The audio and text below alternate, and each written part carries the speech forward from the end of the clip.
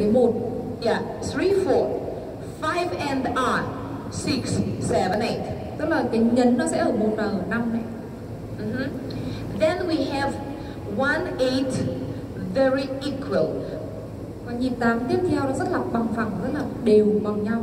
But start with the number and 1. This is important. And 1, 2, 3, 4, 5, 6, 7, 8. Nhấn ở 8 and 1, sau đấy là các nhịp nó sẽ bằng nhau, nó đi lên dần. Then again flamenco part. Và đến tiếp theo là đến cái nhịp đến cái phần flamenco. 1 and 2 and 3 and 4 and 5 and 6 and 7, 8. Then we have 8 and 5 in the end. 1, 8 and then 5 numbers. 1, 2, 3, 4, 5, 7, 8. 1, 2, 3, 4, 5. Accent. Đến nhịp cuối cùng chúng ta có như thế là đến hết bài. And this part we call fanfare. Ta-dam, ta-ra-ta-ra-ta-ta-ta-ta-dam, ta-dam, ta-dam, ta-dam, pum, pam. Cấu trúc của cái đoạn đấy nó dành như thế. That is the last nó có part. những cái tên rất là riêng thôi, mình không. So one more time. 8, 10, 8, 6, flamenca, 8, flamenca, 8, 5. This is the structure of a second part. We will listen now. Cái này các bạn nghe kỹ, mình dựng bài ấy, cái này tại sao cô Trang có những cái yêu cầu với cô giáo là dạy cái basso, bởi vì là theo cái cảm nhận của cô ấy thì các dancer của Việt Nam nhảy basso thì bước các thứ thì mình đúng vậy, nhưng mà các cái tính chất của cái điệu nhảy thì mình làm nó chưa tốt, tại vì là mình chưa cảm nhận được cái âm nhạc để làm sao đấy đúng cái tính chất từng cái câu đấy. Ví dụ như cô giáo vừa diễn tả đoạn nào là đoạn nam làm động tác mạnh, nữ thể hiện cái đoạn nhạc đấy như thế nào, thì thường là mình các cái cặp nhảy Việt Nam, trừ những cái cặp mà họ được tiếp cận nhiều với cả giáo viên nước ngoài ấy, thì họ làm được, chứ còn đa phần thì mình chưa làm tốt phần đấy. Cho nên là cô rất là mong muốn mà cô giáo dạy basso, đây là chia sẻ riêng của cô thôi nhé, tức là khi mà cô giáo đi dạy training camp ấy thì những cái cặp nhảy yêu cầu cô giáo dạy basso rất là nhiều, bởi vì cô giáo có cái spirit của cái điệu nhịp basso rất là tốt, cho nên là mọi người yêu cầu cô giáo dạy rất là nhiều, cho nên cô yêu cầu là cô giáo dạy thật là kỹ basso cho các bạn, nên các bạn cố gắng nhớ, nó rất là nhiều thông tin, các bạn phải cố gắng để nhớ. Now I will translate Hannah. Okay, now listen second part. Bây giờ cô giáo bật nhạc đoạn thứ 2 cho mọi người nghe.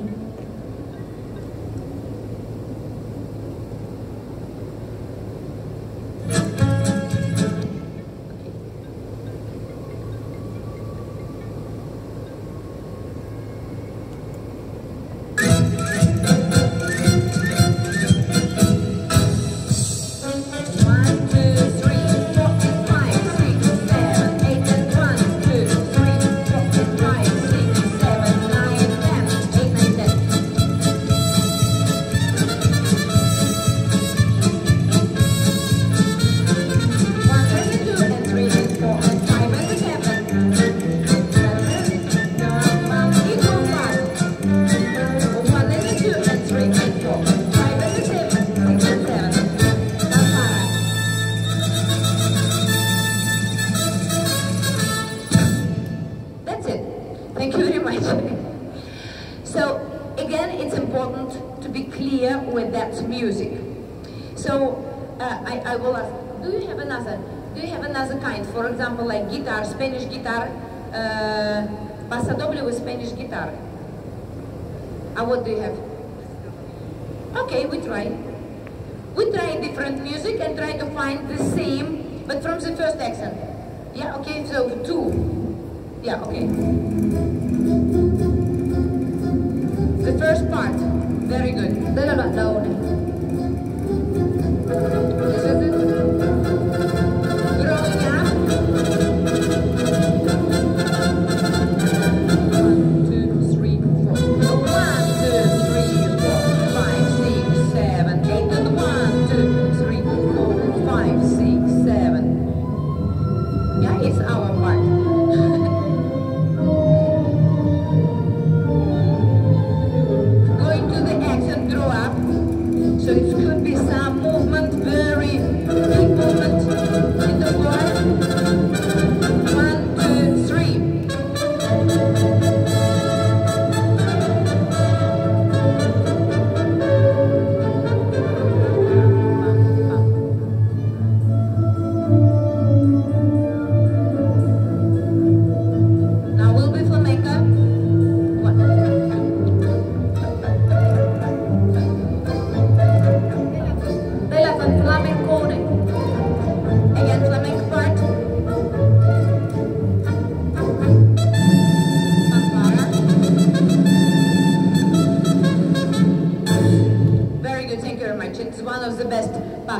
It's very good music with a good orchestra. Okay, yeah. So now I would like, before we go to how to stay, how to keep the hips forward, I think it's very important to understand the history, how it's go, paso, from where it start. Bây giờ trước khi đến với những cả cái kỹ thuật quan trọng của paso thì cô muốn nhắc lại cho các bạn là paso đến từ đâu và tại sao nó lại hình thành cái điệu paso. I love this introduction for the paso and Han already here because cô rất là yêu thích cái điệu nhảy paso này. Because it's give a mood. Vì nó rất là cảm hứng, nó rất là mang lại cảm hứng, nhiều cảm hứng. So do you ever see a bullfight? Maybe on YouTube. Bao giờ chưa? Thì tất nhiên là xem qua somewhere. YouTube. Television, YouTube, maybe live, I don't know. So my friend our friend from Spain, they send one of the best Terrero fight with a bull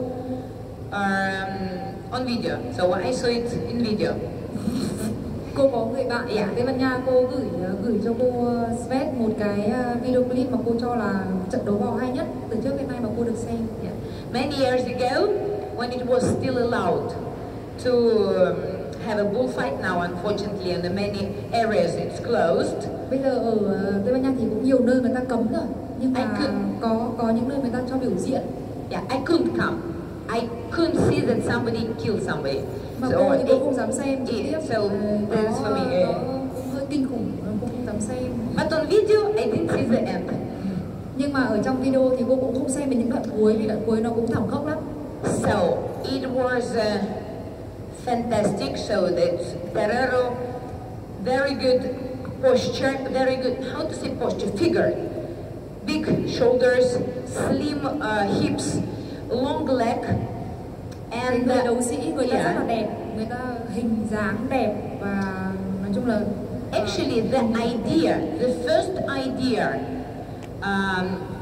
with the bullfight is the man without any weapon against cái người đấu sĩ là cái ý tưởng của cái cuộc đấu đấy là người đấu sĩ là người ta không có vũ khí gì hết và người ta phải đấu lại với con bò nó to khủng khiếp như nào. What that mean for Spanish man to fight against the bull? So he go with this area against the bull, and he has to be very fast.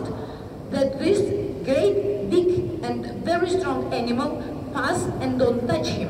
Và cái người đấu sĩ, người ta cái phần xa nhất của cơ thể và người ta mang ra cái phần mạnh nhất để người ta đấu lại với con bò là cái phần hông của người ta đưa về phía trước và người ta phải làm như thế nào mà người ta nhanh nhất để người ta tránh và người ta chiến đấu lại với con bò, một cái con động vật nó rất là to và nó rất là mạnh.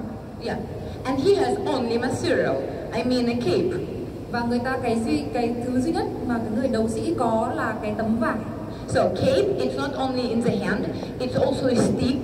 Cái tấm vải đấy không phải là chỉ là vải, nó không đâu, nó có cả một cái đoạn que ở trong nó. Material from two sides, hanging. Cái tấm vải đấy là nó có hai mặt. And I can say it's quite heavy. Và nó cũng khá là nặng đấy. It's about 7 or 8 kilos. Và cô biết là nó phải nặng đến 7-8 kg. When we keep it like this, it's nothing. When you keep it like this, there, that is something. Nếu như mà chúng ta nâng ngang như này lên 7-8 kg thì cũng không phải là dễ. He has very tight costume, so nothing around quần áo rất going là bó. around. Quần áo của người đấu sĩ rất là bó. He has a very big corset from a serial.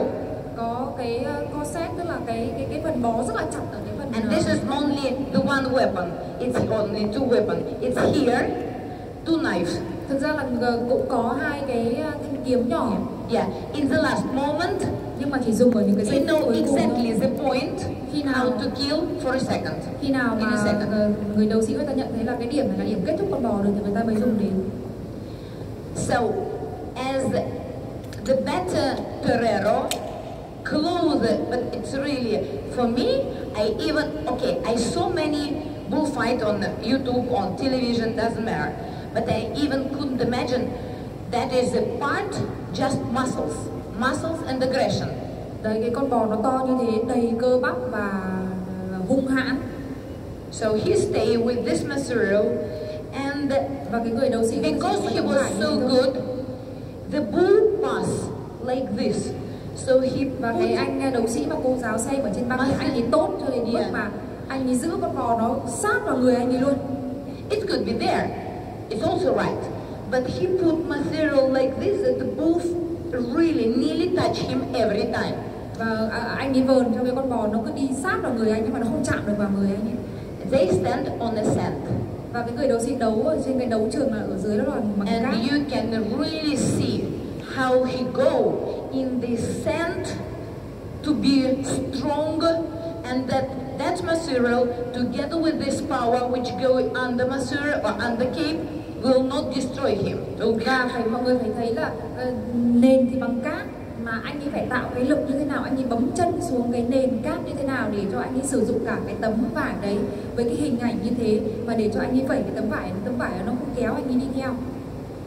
What is also was for me very interesting, and I noticed the first time even exactly with this.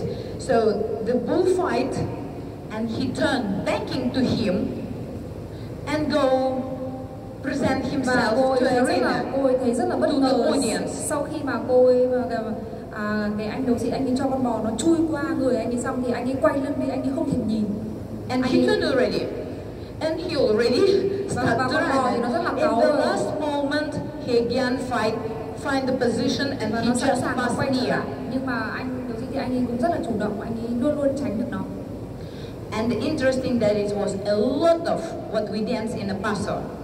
So Và chúng ta có rất là when nhiều they các cái động do tác giống như this thế ở trong điệu on nhảy the ball Paso. of the foot, when they do all that stuff, when the bull go, Thì các bạn phải hình dung ra là Yeah. khi chúng ta làm những cái động tác đấy giống như chúng ta làm cái gì, tránh con bò hay là chúng ta nhử con bò nó đi gần lại. another possibility that to stay like this, so the bull pass under your body, like Và this, có cả cái động tác mà cho con bò here. nó chui qua dưới cái nách mình nữa, đằng trước của cơ thể. Yeah.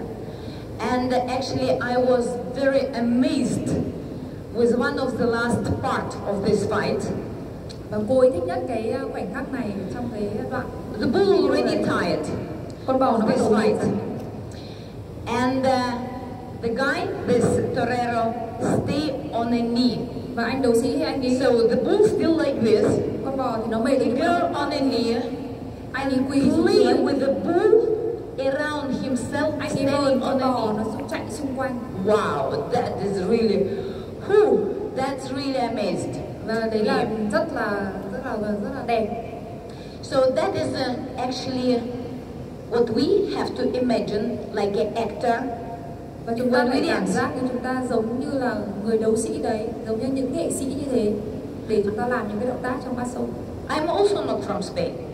Cô So giáo we, cũng không phải đến từ yeah, you're also not from Chúng ta Spain. các bạn cũng như thế. But we have to keep this in the mind. This is the main idea when we dance paso.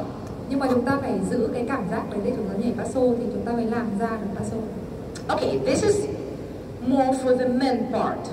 Nó nhiều hơn cái ý nghĩa cái đấy của người nam thì rõ ràng hơn. I think the girl also could feel like a torero. Người nữ cũng có thể có cái cảm giác như là torero được, là người đấu sĩ được. Yeah, but two torero in a couple it's too much. Nhưng mà nếu như mà cả trong một đôi nhảy mà hai đấu sĩ thì hơi mạnh quá nhỉ? Something similar, yeah. It's always, not always. Sometimes it could be, but Thỉnh when thoảng it's thì có all thể. the time, it's Nhưng mà not nếu như luôn interesting. luôn là như thế thì chả có gì hay ho cả, không có gì thú vị. So girls, we have two choices, maybe even three. First to be masura, okay, cape. So it's not. Các bạn nữ Doesn't matter that cảm we giác have to cái be tấm vải like nhưng mà cái this. tấm vải nó không có như vậy. For example, we have a figure, yeah, chassis cape, and here we really can imagine Đấy, cái so lúc đấy thì that we are cape. các bạn nữ khi ở Very cái bước strong. chassis cape thì các bạn nữ là cái tấm khăn đấy, là cái cape. We can imagine, okay, it's difficult to imagine that we are bull, but still, yeah, but still something when we go Tức là and có những do lúc các the bạn phải hình point, dung các bạn là con bò, nhưng cô bảo làm sao mà mình hình dung ra con bò được, mình có phải bò đâu. we can be quite aggressive. Yeah, and of course, I think the main role is a Spanish woman. So, the main possibility or the main role, like that we can play Spanish woman. Yeah, so cape, bull, and Spanish woman. Yeah. Bạn nữ thì Third option. các bạn nữ có 3 sự lựa chọn. Các bạn có thể giống như những người phụ nữ Tây Ban Nha với điệu nhảy flamenco. Yeah, so all that các bạn có thể stuff, giống con bò hoặc là các bạn có thể Yeah. giống như cái tấm khăn ấy. all that stuff, what we imagine. So we have a different idea in our mind. For the boy, almost the whole pasa, it's where is the cape? And on one side is the cape. The main idea for the boy, I think it's wrong, yeah?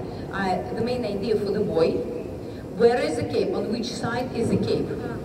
Các bạn nam thì luôn luôn phải hình dung ra được là mình điều khiển cái tấm khăn đấy ở từng bên một.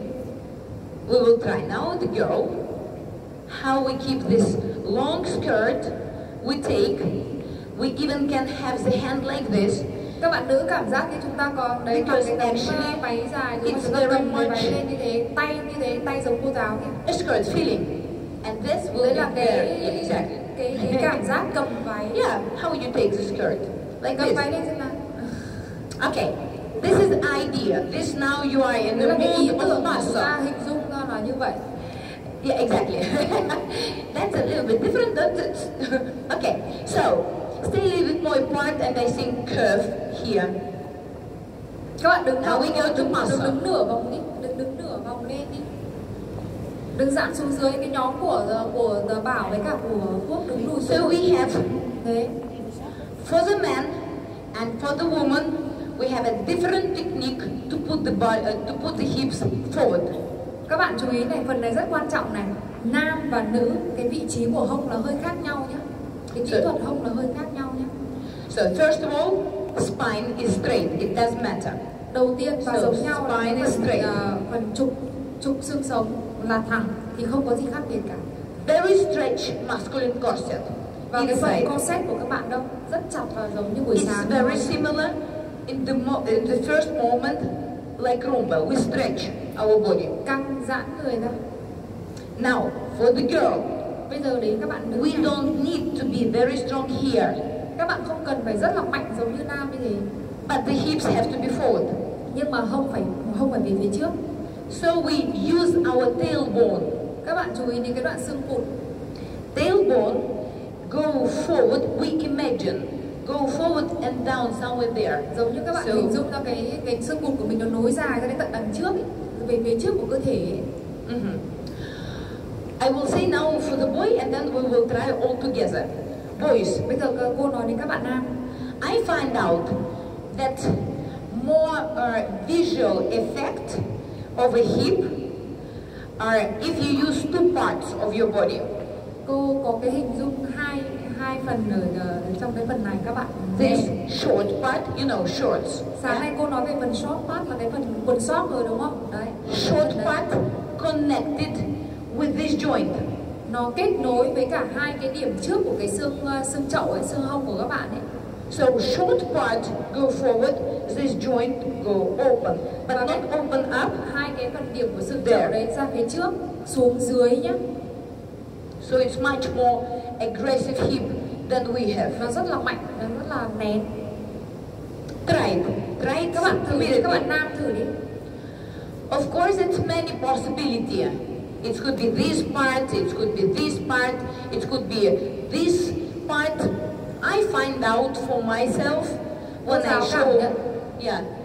Cô giáo cảm nhận thì cái phần của cô giáo thì cô giáo cảm nhận cái phần quần sóp ấy, quần sóp của các bạn. This connection. Là hai phần đấy. What is now very important? When we stay with the leg closed, in paso, leg closed like this. Các bạn đóng chân lại giống cô. See?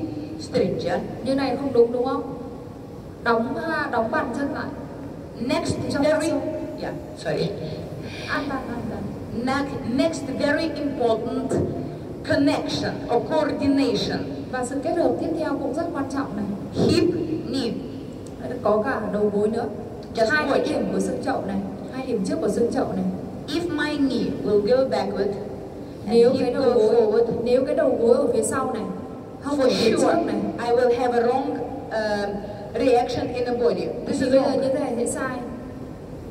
If the knee go in the same direction like your hip, bây giờ này đầu gối cũng sẽ về phía trước. See, I'm not backing. It's my low part direct me, and here I stay strong. Tức là phần trên thì cô giữ lại khỏe lại, còn phần dưới thì cô đi cùng cái đầu gối về phía trước. Watch for your pupil very carefully. That when they put hips forward, các bạn chú ý nếu như mà lao người về phía trước mà đầu, the head and the spine doesn't go back. This is wrong. Về phía sau, như thế này là sai. This is wrong. So we keep the head on a place. We keep eye heel in that direction, and we create a curve or a bow, yeah, in our back. Các bạn hình dung ra chúng ta phải luôn luôn tạo ra cái đường cong ấy, cái đường cong, hoặc là chúng ta cảm hình dung như là cái cánh cung ấy. Super. Very good. Nối gót chân này, that is very good. Và trục xương sống. So. Very good, and then I forgot what I would like to say. Alright, this now for the boy, very important. We don't have this problem, or most of us don't have this problem. Do you have this muscle six pack? Nào ăn sau đuôi không? Do you have him? So it's a two different technique. When you close this part. But I don't like it. So có hai cái cách làm này. Có những người thì đóng cái phần thân trên lại như lúc nãy cô giáo dạy chỗ này mở ra đúng không? Bây giờ có những yeah, but the stomach we're not stretched. That will be for sure our hips backward. Nhưng mà như thế này cũng sai vì là như thế này thì cái hông nó bị ở phía sau. So our hips go forward and a little bit up. Hông về phía trước và hơi lên trên một chút. Feel close of six pack, but this part will go up. Đó, cái phần đấy vẫn mở và vẫn lên phía trên. Six pack của các bạn đâu? You see, I think you see the difference like this or like this, but my six pack it's closed. Đóng cái phần bụng lại. Đóng cái sau. Đóng sau mũi thành một múi thôi. Two pack. Have only one pack. Okay. Almost. Siết cái phần đấy lại. Okay. So next coordination in the paso. Và cái sự kết hợp tiếp theo trong paso. We again stay in a counterbalance like a rumba. Vâng, bây giờ cô lại nhắc lại vì chúng ta phải tạo ra sự cân bằng. But we coordinate, not hip rib. Bây giờ không phải là lúc trước là chúng ta tìm sự cân bằng trong rumba bằng cái kết nối giữa hông và cạnh sườn đúng không? Để cho nó đỡ mất cân bằng đúng không? We coordinate our hips and elbow. Và bây giờ thì cái điểm chúng ta kết nối là nó ở phần hông và phần khuỷu tay á.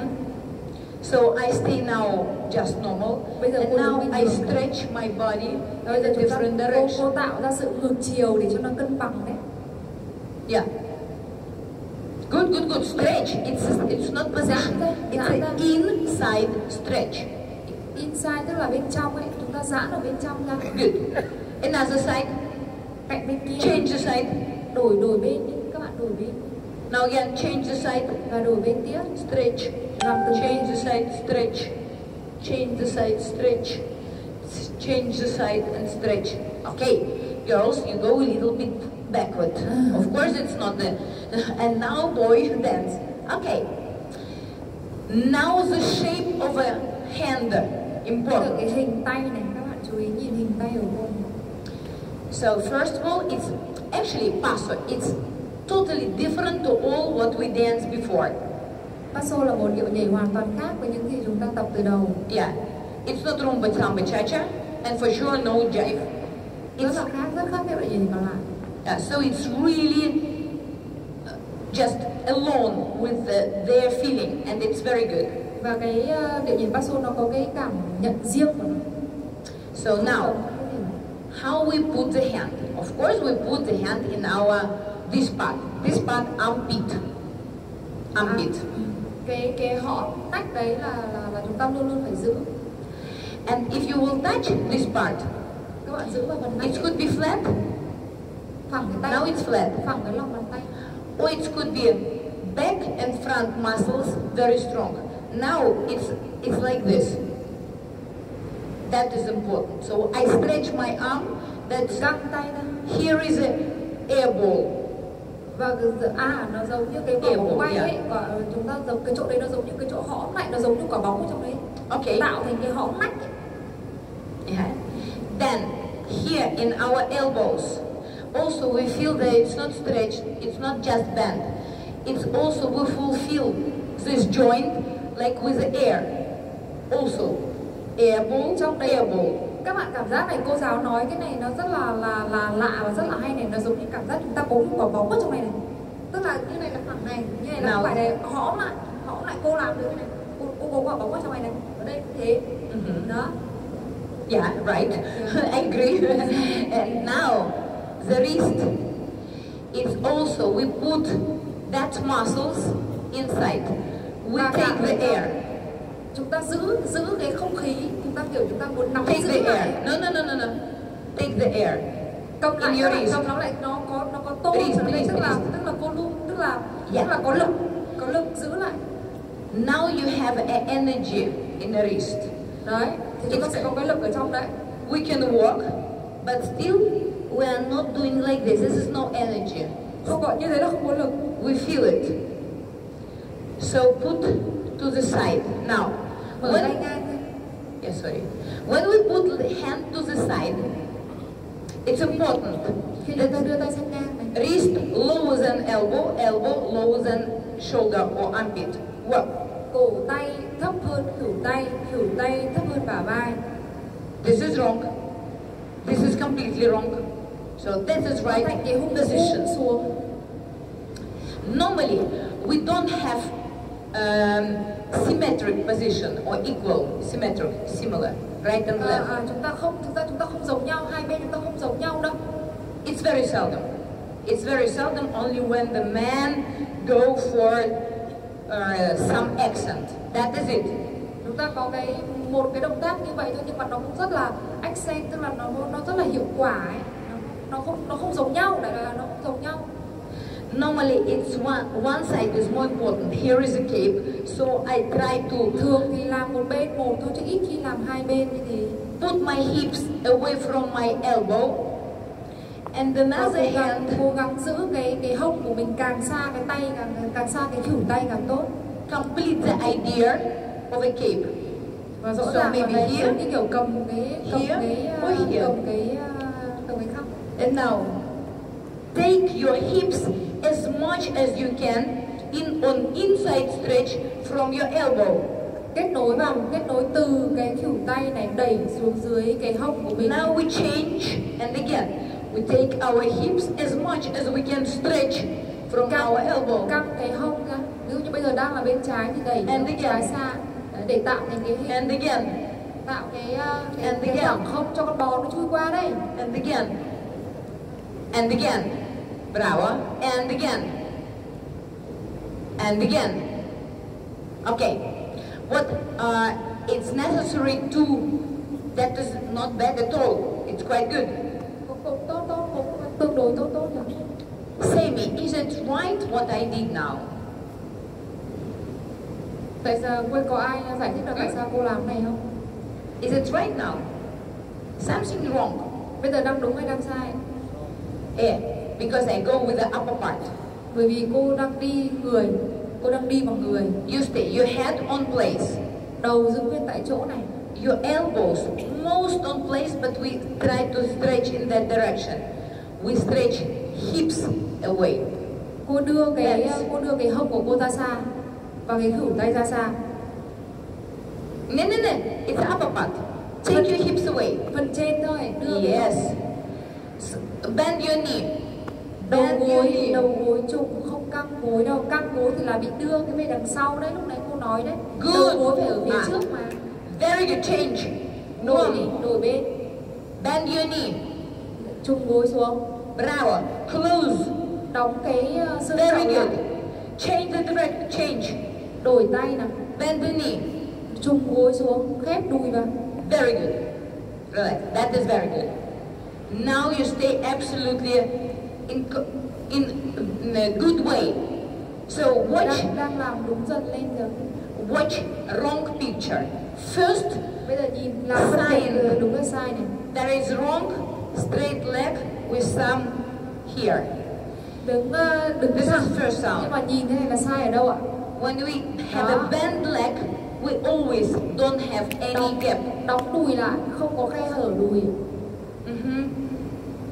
Upper part, or we go with the Chúng ta làm bằng phần hip. người trên á. Yeah, Người trên super, á. super. That is good. That I understand. Yeah, very good. Relax. Rồi ok, nghỉ một tí. So now, next, our hands. So with the hip, more or less understandable. So Bây giờ các now, bạn có thể có hiểu hơn một chút rồi đấy. hands always work from this very strong, very big armpit, this part. How you call this? It's very difficult. Okay, we call подмышка. Chúng ta sẽ nhớ giữ hai cái Yeah. nách này lại. So this is very strong because we have front and back muscles. Có cái cơ trước và cái cơ sau của bắp tay này. Đấy, giữ này. And then we start to turn our t-shirt part of the hand. Cô là buổi sáng này cô nói về phần t-shirt, tức là cái phần Then tay áo elbow. mà chúng ta hay mặc đấy. And then wrist. Và ba cái phần đấy nó kết nối với nhau như thế nào? So I would like that we will take difficult movement. Okay, difficult. Close to hand. Các bạn làm tay giống cô này. Bây giờ cô đang dạy động tác tay đã. We have a resistance inside. So Chúng ta we có don't lực ở just trong nhé, không phải là đặt tay vào nhau xong không có tí lực nào. Có lực mà. stay with a good, with a right position posture.